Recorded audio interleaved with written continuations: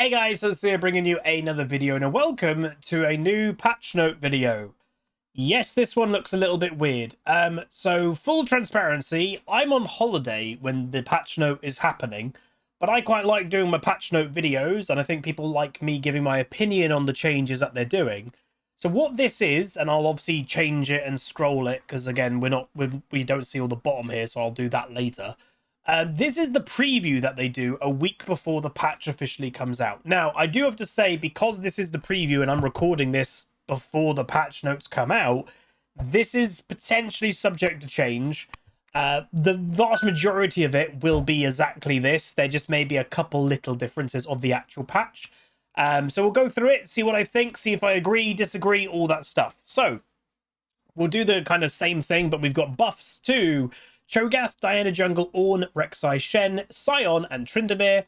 We've got nerfs to Briar, Gragas, top lane, Karma, mid lane, Senna, AD carry, Smolder in general, I've heard they're killing that champion, and Volibear.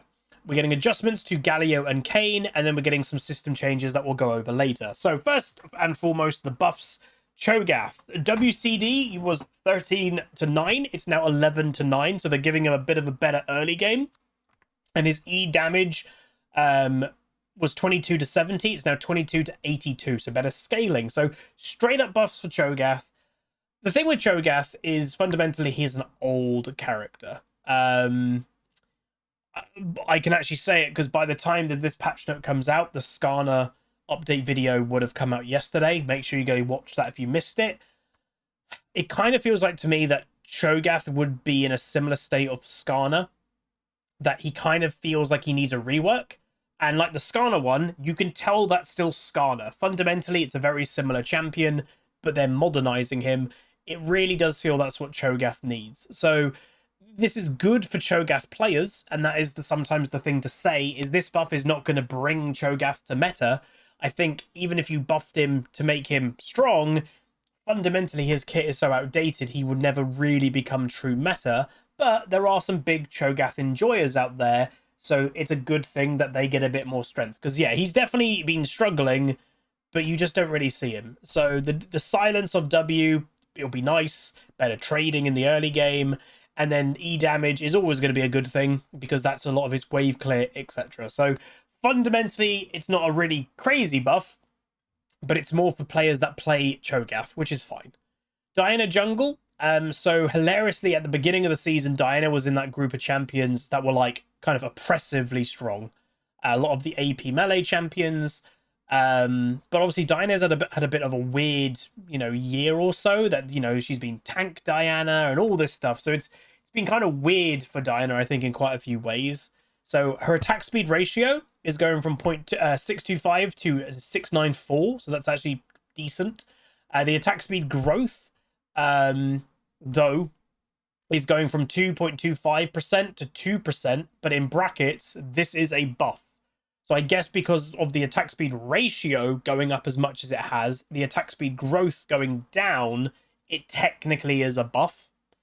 And then the passive is 15 to 40%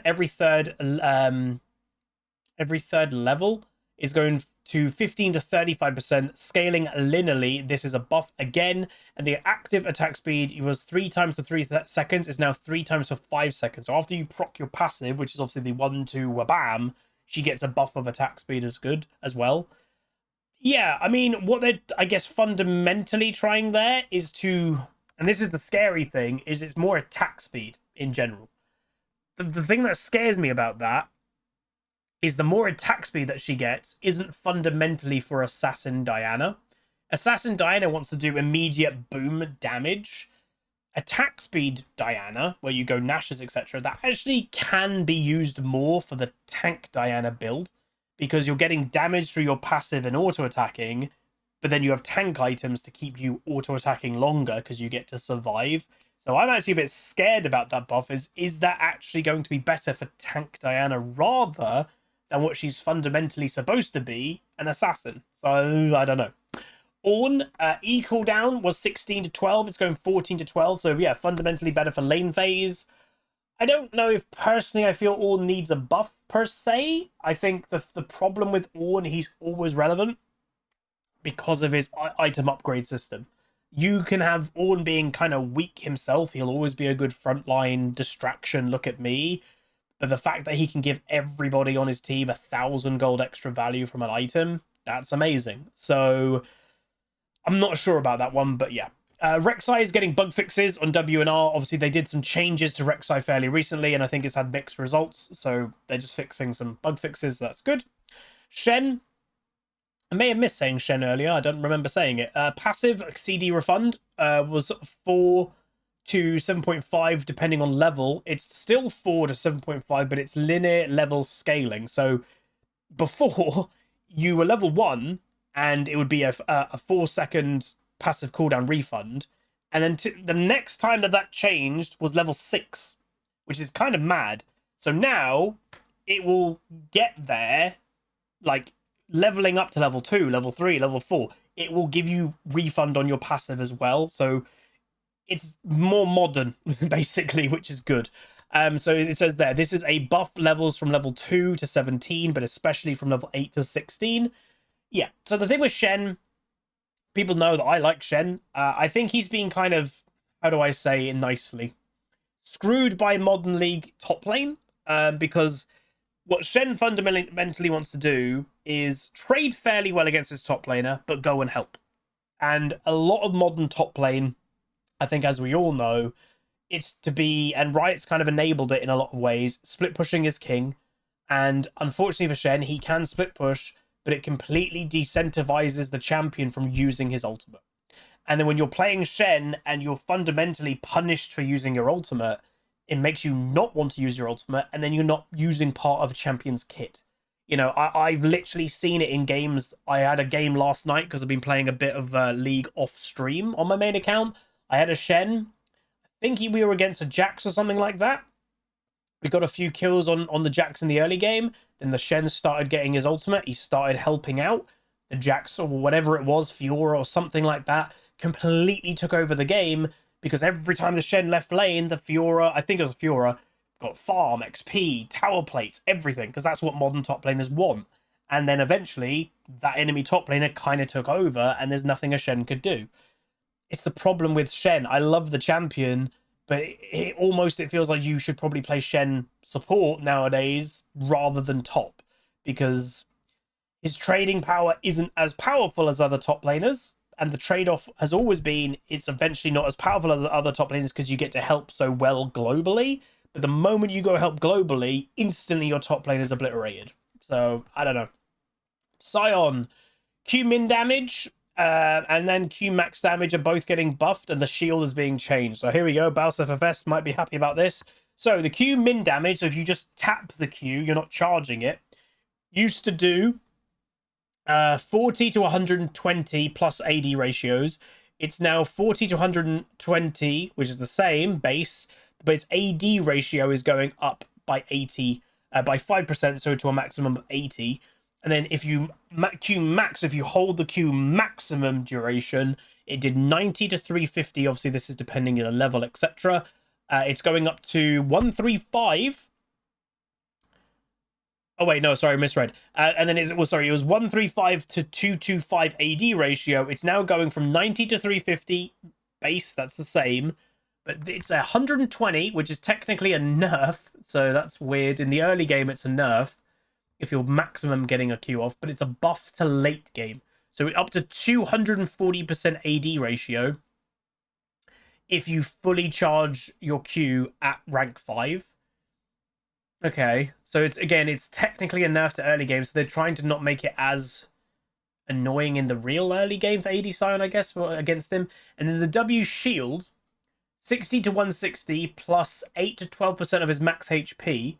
It's now going 60 to 120, so less in late game of a base shield, but then 8 to 16% of his max HP. So this is a buff from rank 2 to 5 above 1k max HP. So in essence, what Riot's doing, it's a buff to Sion overall, but they're making it, his AD ratio is eventually better for his fully charged Q, but his shield is worse, it kind of seems, if you're going full AD Sion, but the shield is better if you're going tank Sion. Again, the thing with Sion, it has to be said, this champion he's quite unique. It's actually a champion that has significantly been nerfed because of a content creator.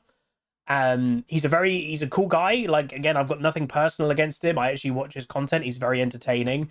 The Battles FFS has made, well, dare I even say, top lane a little bit of what it is nowadays. When he went to Korea and showed you could do this strategy, split push only, die a lot, get towers and win, and get challenger in Korea, I think it made everybody kind of go, ooh. And fundamentally, a lot of people started picking up Sion because people could kind of easily replicate that kind of play style. And the more popular he's got, the more people have played Sion, and it kind of turned it into a really unhealthy situation. So they did actually nerf it quite badly a while ago. Like, Sion, he has some strengths, don't get me wrong. He's not as weak as some people paint him, but he is not as strong as well. So this is to try, it's not a massive buff, but it's a buff nonetheless. And I think what Riot's hoping is, I don't think there's as many people right now, and I think we've all noticed it. When the Baus probably 2 years ago got his massive blow up, I noticed full AD Scions inting it all the time. I don't see that anymore. Like, people aren't replicating that playstyle. They've kind of moved on. So I think Riot is basically kind of like mod check, like looking around going, no one's doing that anymore. Okay, we'll buff it. So we'll see how it goes, but yeah. Why the hell are they buffing Tryndamere? Tryndamere attack speed growth as well, so that's a very good stat for Tryndamere. It's going up basically 0.5%. That's a decent buff. 2.9% to 3.4. I would never buff Tryndamere. Again, fundamentally, there's different groups of champions, and there's a group of champions that just belong in the... These are frustrating to play against champions. They should be kept overall in a slightly weakened state, that basically people that play them, they can play them, and they accept they're annoying, but they're a bit weak, but they can pop off. Tryndamere is definitely in that category to me, and I just don't think he should get nerfs. He has access to a lot of strong items, so I don't know. Like, Tryndamere, whenever... I'm sure we're all in the same boat. Whenever you're loading in, you're like, okay, what's the enemy team? There are a few champions that you're like, oh god, they've got that. You know, Evelyn is one of those. Tryndamere is one of those. And you're like, really? They got a Tryndamere? This is going to be annoying. I think someone else described it. I can't remember who it was, so forgive me for not being able to quote who exactly they are. But someone said a long time ago, there are some champions in League that they're not technically strong and they're technically not overpowered, but they fundamentally change how you have to play the game. And if you don't play towards simply that champion, they'll take over. Tryndamere is one of those. Master Yi is one of those. They could be absolutely garbage. They could be terrible. They could be 0 and 5. But if you don't play to them, they will take over. And I think people find that frustrating because that is a bit unhealthy. But yeah. Champion nerfs. Briar. W heal. Oh, so it's worth knowing, just to say, there was an explanation put to the Briar nerfs of she's too strong in low rating, because she's obviously pretty one-dimensional. You know, the champion in some instances plays it for you. So they're just toning her down mainly for low rating, but they're giving her a buff to improve skill expression. So just that's the basic explanation. So W heal used to do 25 to 45% of the damage. It's now 24, so a small nerf, to 40%, so bigger nerf. The W attack speed was 55 to 115. It's now 54 to 110, another nerf. I'm going to skip the next thing because that's the new skill expression thing a bit. The ultimate, the R damage was 150 to 450 base. It's now 150 to 350 base, still a 50% ratio. So, and then what they're giving her, though, in return, these are a nerf to your W in both healing and attack speed. It's a nerf to your ultimate in base damage, but you can now jump towards with Q. And some people won't see this as a big thing, and that's the point. It is. This actually opens up another world to Briar of mobility, of just like gank pathways, of jumping over walls at the right time. Because you can jump over walls with Briar with your W, but then you're sometimes wasting your W, which is obviously your main dueling aspect. So the fact that you can pop a ward over, jump to your own ward, and I believe it acts kind of like Jax's Q. I think you can do it to enemy champions, enemy wards, if they're invisible. Like, if an enemy puts a ward down, you can jump to it straight away. But if it goes invisible, obviously you can't jump to it anymore. It's mainly for, obviously, your own wards. But I actually really like this change. It does open up a little bit more skill expression while toning the actual champion down. So I think that's pretty good. Gragas. So yeah, Gragas has been a massive winner of season 2024 on multiple ways. In some ways, damage items are very good. He can buy full damage, and his burst is absolutely incredible. Hello, Miss Maya. So that's one thing to say. Hello. And then the other thing is recently, and this is why it's a nerf to top lane. Do you want to say hello, everybody? The reason why it's a nerf to top lane is Gragas has been basically going top lane. There we go. Hello, Miss Maya. There you go. He's been going top lane, was Grasp of the Undying, building basically full AP, but he buys a Rod of Ages and stuff like that, and he is so tanky without a single tank item, and he does a lot of damage. So they're just toning that down his base health is going down by 30, so 670 to 640, that's a nerf. And then his Q mana cost, which again, he can spam quite easily, is going from, it used to be 80 at rank 1 to 60, they're flattening it at the higher area of 80. So they're trying to punish it a bit. Dare I say, this is probably not big enough nerfs. Obviously, it's worth saying if you're going Burst Gragas, this practically doesn't affect you at all. But I guess what they're trying to do is not affect Burst Gragas, and that's why the nerf is targeted to top lane. They're trying to be like, right, if you're going mid lane or jungle Gragas, you're going Dark Harvest full AP, go for it. I guess that's the vibe. Karma. So yeah, Karma got nerfed recently with Malignance and everything, but it's still very good. The fundamental reason is because it's the high tempo. Tempo is king in League of Legends. High tempo can either do damage or can help her team because she's a mage support hybrid. Malignance is still arguably an item that really shouldn't exist because, again, a lot of League of Legends, what I think some people don't really realize, is balanced around ultimates. That's a big way that they balance the game on champions, is their ultimate has so much power in their kit. And then you have an item that makes ultimates 20% off cooldown. And obviously with Karma, the way of the champion, her ultimate obviously empowers other abilities, and she gets that up all the time. So it's problematic to say the least. So mana growth is going down. Mana regen growth though is going up. Q mana is, that's a lot more expensive. So 45, it's going up for, so 40, it's cheaper at rank 1. It's nearly doubling at rank 5. It's going up to 80 mana. Ouch. Passive refund, it was 5 seconds, it's going to 4. And the R cooldown, so obviously the big thing that obviously Malignance helps, was 40 seconds to 31. It's 40 seconds to 34, so 3 seconds on top. So again, making it a bit less oppressive. And then the the RE bonus shield, so not really the one that she spams with Malignance, but used to, is that getting buffed? It's getting nerfed-ish. So basically they're making it better for support. So because they're going to use the shield more. So 25, it used to be a 25 shield plus 45% AP scaling. It's now 50 shield starting the game to 170. So less a little bit at the end. But again, they're trying to incentivize, hey guys, she's a support, use the shield more early game. But yeah, realistically, this does nothing to the damage that Karma's outputting at all. They're making it happen a bit less though. So they're making the Q more expensive so that, you're going to go out of mana more.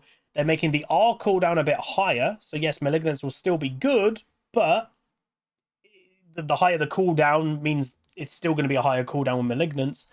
And they're trying to incentivize you using shield a bit earlier into the game. I don't, if they're not changing the actual item Malignance, that's probably not going to do a whole lot. Senna, AD carry. One of the, I would say, the hilarious things about balance in League of Legends over the last couple of years actually has been Senna. They cannot make up their mind what she is.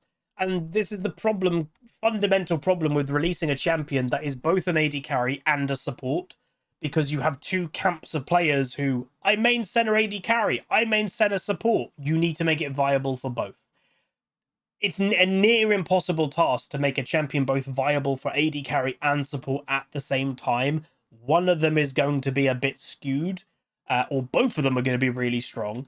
The funny thing with Senna is I personally haven't really been experiencing good AD carry Sennas. I know the champion is strong, I just get a lot of feeding AD carry Sennas. So my perspective is skewed because I've just had a bad experience. I know the champion is strong, I just wish people just played a support because of the experience that I've been having. But once again, give it 6 months and they're going to revert this yet again. They are trying to basically make her not an AD carry again. So right now, if you kill a minion as AD carry Senna, which you're going to do because you're farming if you're the AD carry, you did have an 8.3% chance for a soul to drop. That is now going to 2.8. Massive nerf. Fundamentally, it is, hey, if you want to scale a Senna, and a big way of doing that is your stacks, just play it support and you'll get a lot more stacks. Next up, SMOLDER. So again, I have heard that this champion is F in chat. I'll actually explain why and what they're doing, because this is, let me just say, SMOLDER is getting a car lead. That's the best way I can explain it, okay? So, these nerfs probably seem a lot. So the first thing, the Q, and there's actually one thing here that I think either they've done after, but I'll add it in a second because I saw a different thing on Twitter by a developer. But we'll go over what's here right now. But yeah, the Q 225 stack execute threshold was 7.625 plus or 0.025 of his patient stack. It's now 6.5 with no scaling. So it decentivizes getting 400 stacks because it doesn't do much for you. And it's a lower execute anyway. The execute now only checks after SMOLDER deals damage instead of teammates. So even if you get your Q off and it's ready to execute, it'll only execute if it SMOLDER's damage. That's proccing it. The W missile width, so his actual W, is getting narrower, and his E bonus movement speed, so when he's flying in the air, he's slower. The other thing that I did see that I don't know if it's made it to this patch or just this preview is potentially his Q, his final evolve of his Q, which is obviously historically 225, that might be going up to 275. I have seen that, but it's not here.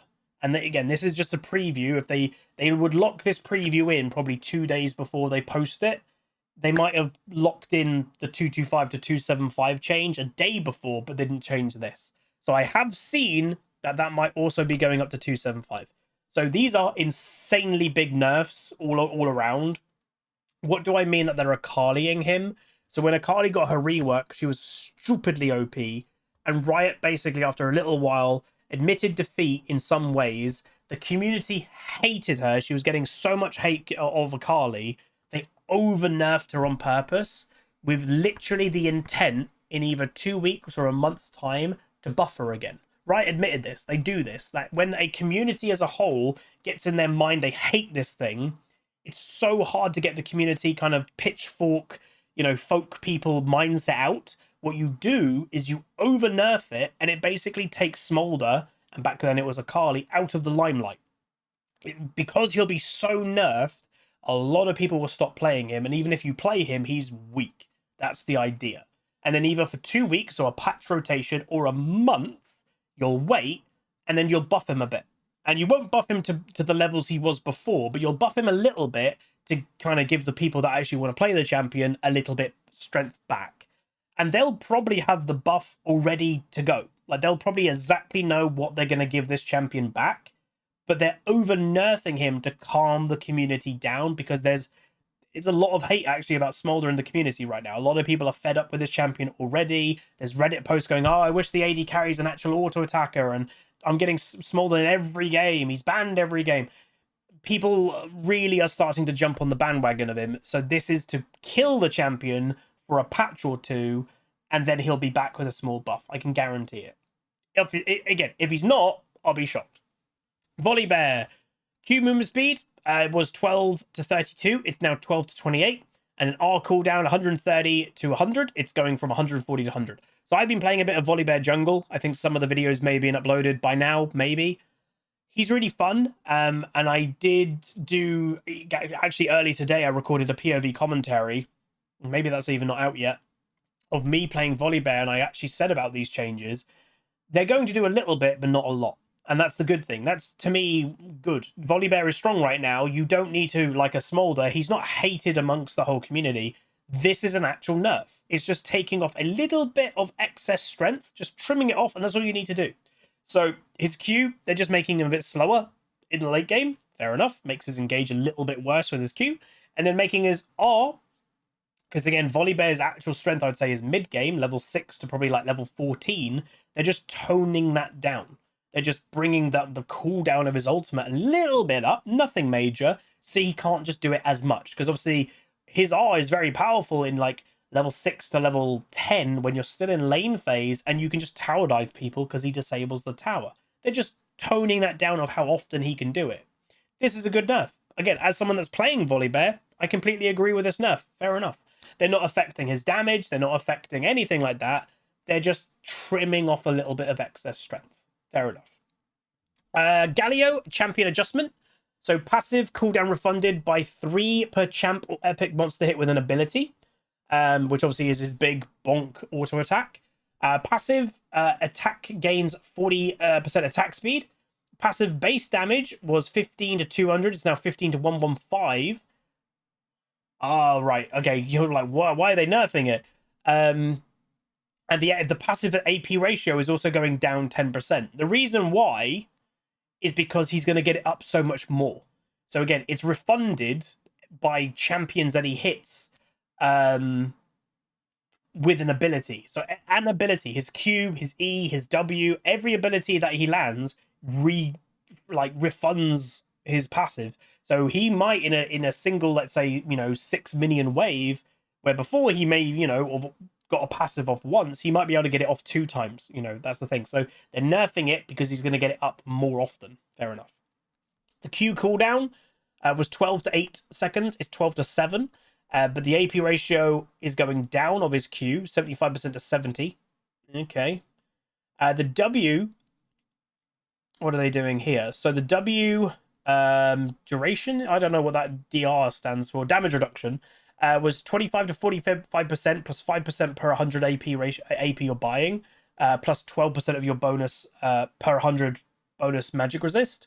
That's now changing to 20 to 40% damage reduction, an extra 4% damage reduction per 100 AP, and a bonus 8% damage reduction per 100 bonus MR. So again, bonus MR is the items you're buying, not standard.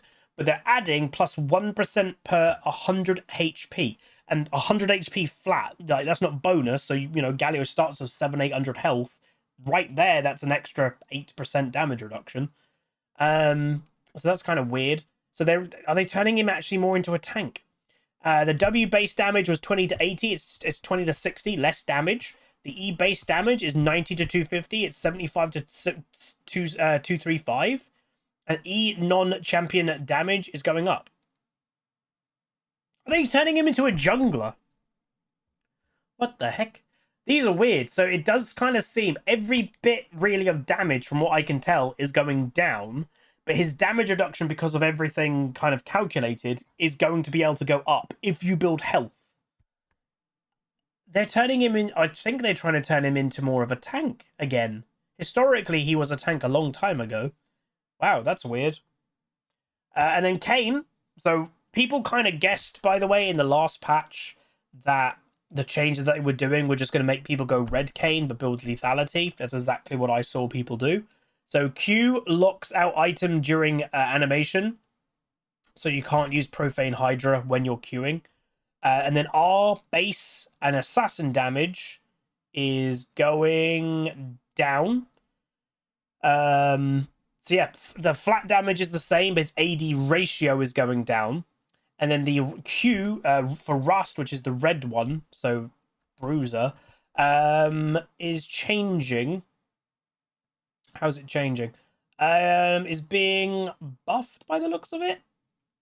So it is 65% total AD is the same.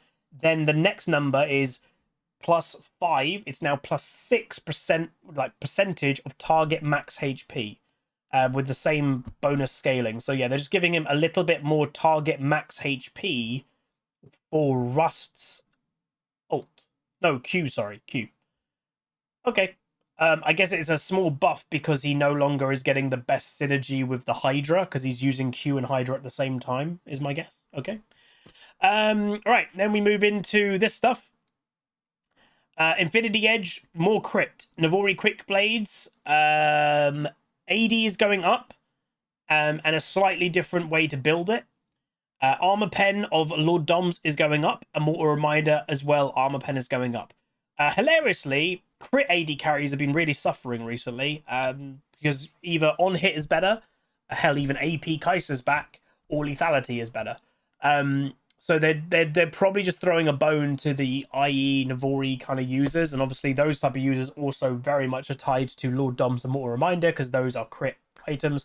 Obviously, some lethality champs and stuff like that do buy Lord Doms, but yeah, crit AD carries have suffered. You know, whenever you see a Caitlyn in your game, you're like, oh god, here we go. They're just not great, so they're just throwing them a bone a little bit. Obviously, it's worth mentioning any of buffs like this to IE are also going to be buffs to the Wind Brothers, so that has to be said. But they did obviously get a little bit of a nerf with the lethal tempo nerf last patch, whatever it was. Nerfs, epic item stat efficiency. Most epic items have been nerfed to 100 to 110% gold efficiency, placing them below one component epics like BF Sword and NLR. Solstice Slay, buff duration was 3 seconds. It was 3 seconds. It's going to 2.5. The movement speed also was 25%. It's going to 20. So once again, last patch, they actually made Solstice Slay worse and made the one begins with O better. It wasn't enough. They're nerfing it even more. And this is the big one. So, support's been making way too much gold for a long time, and that's why you're seeing weird things like Camille and stuff be able to support, because they're making too much gold. Active gold reduced by 25%. That's quite a big nerf. So the passive gold per 10 is unchanged, however, but the quest targets was 500 to 1,000. Obviously, when you get your big upgrade, it's 400 to 800, but the expected timing of you getting your first item is unchanged. But the big thing is the active gold is reduced by 25%, so it should slow down how much gold they're getting for you to buy your first item. So you should be able to upgrade your support item around the same, but with actual buying your first item, it should be 25% slower, is I guess the idea. Good. Void Grubs. So again, very annoying to kill. They're just changing that. And the reason, by the way, they're changing this isn't for junglers. So the idea behind Void Grubs is they're not supposed to be just a jungle thing. They actually want top laners to also consider doing them as well. And if you're winning top lane, they want you, oh, I'm winning, I killed my opponent, I'm going to go do Void Grubs. But basically, because of the whole shield and everything like that, top laners can't do them. Like, they take way too long. So you actually get punished for doing them if you're a top laner. And obviously, it takes even a long time as a jungler anyway. So the decaying shield on death is going to a decaying heal on death. And the health bar is also now accurate for smite. Because sometimes you'd go to smite it, but if I had a shield, you wouldn't actually kill it. So they're just getting rid of the shield because it was just complicating things. And then the final thing this patch, which I'm, again, happy about. So Doran's, Atlas, and Jungle Eggs are now unique as a starting item. So you cannot be purchased together. For example, Ashe support players, a lot of the time recently, have been buying Doran's Blade. Going to lane is very powerful. They end up getting a kill or two or an assist or two. Going back, then buying the support item. And there you go. They're just getting rid of that completely. So you cannot buy all of those together. If you're a support, you're starting the Atlas item. That's the only option you got. So there we go. That is the patch preview. Hopefully, again, of me uploading this will be pretty much what it is. Let me know the feedback. Is this okay for me to do? I just like doing them. I like giving my thoughts. And hopefully some of the insight is useful. But that's going to be it. If you guys did enjoy, do throw a like on the video, throw a comment, throw a subscribe, and I'll see you guys next time. Goodbye. Call down the reckoning to bring back hope and peace. Restore our glory to live forever. Bring down the dark regime. I know how to unleash eternal power.